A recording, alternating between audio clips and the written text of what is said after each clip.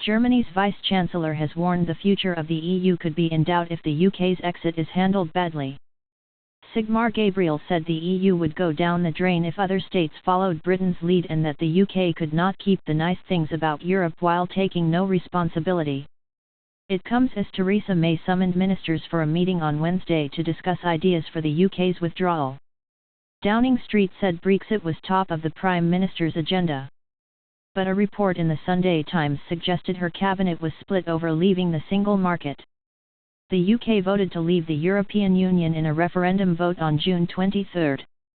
Mr. Gabriel, who is also Economy Minister in Germany's governing coalition and Chancellor Angela Merkel's deputy, told a news conference that as a result, the world now regarded Europe as an unstable continent. Brexit is bad, but it won't hurt us as much economically as some fear. It's more of a psychological problem and it's a huge problem politically, he said.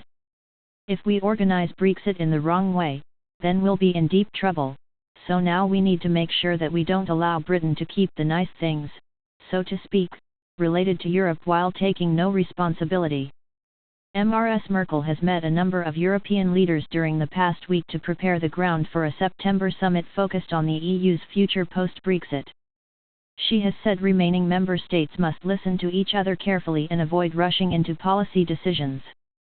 Meanwhile, Ms. May is due to begin drawing up blueprints for Brexit on Wednesday, when she hosts cabinet ministers at Chequers, the Prime Minister's country retreat in Buckinghamshire.